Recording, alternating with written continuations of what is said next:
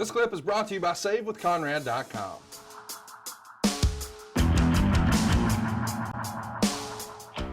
Let's talk about the next match. It's Kane retaining the world title, going to a double pin draw with Edge in 12 minutes and 47 seconds.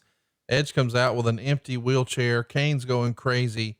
And basically the idea was that Edge, the babyface, was going to beat Kane by outsmarting him because he couldn't beat him physically. Meltzer called it a dull match and gave it a 1.5 stars. He thought the match had little heat. The ref counts 3 on both of them. It's announced that Edge had won the title, but then the ref explains that both had their shoulders down and the match was a tie.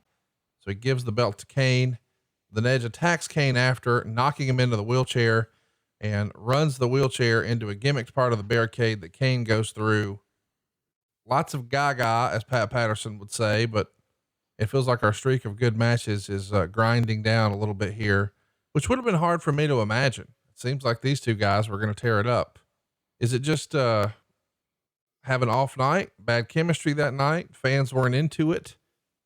Or is it just one of those deals where they never really got going? What do you think?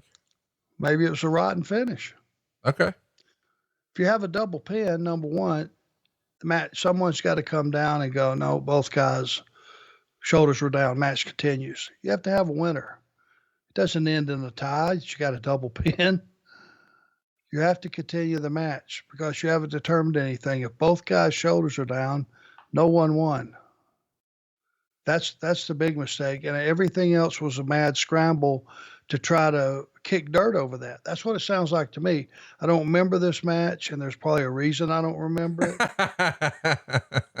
But I could tell you that the rule of law is when you have a double pin, referee has to realize, wait a minute, both guys' shoulders were down. We got to continue this match, period.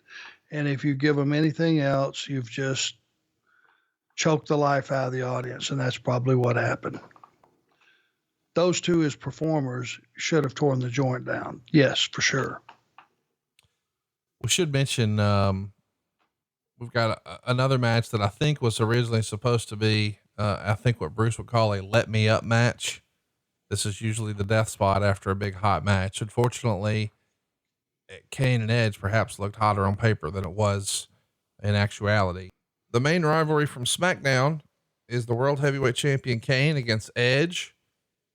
And, of course the world title is on the line. And after defeating his brother, The Undertaker, at bragging rights after a 3-month war, Alberto Del Rio, Rey Mysterio, and Edge all interfered in Kane's funeral for The Undertaker.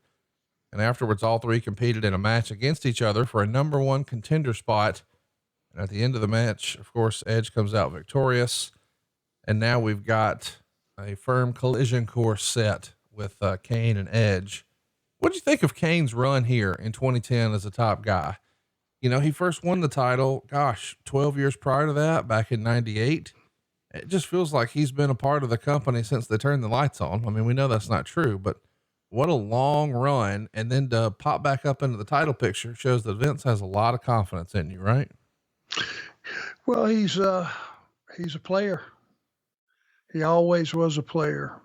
And the one thing I did agree with, if you gave Kane that one title run and he pretty much overcame all the odds several times, not just one, not a one-trick pony, but established himself not only as a top guy, but a monster and a champion that could defend the championship against virtually anybody in the company and prevail. You know, that's who he was. And being a big fan of the character and a big fan of Glenn Jacobs, I was glad that he finally got his due and was featured in that role. Hey, it's Conrad Thompson. Thanks for checking out the podcast here on YouTube. Be sure to hit the subscribe button and the notifications bell so you get a notice anytime we upload some new content.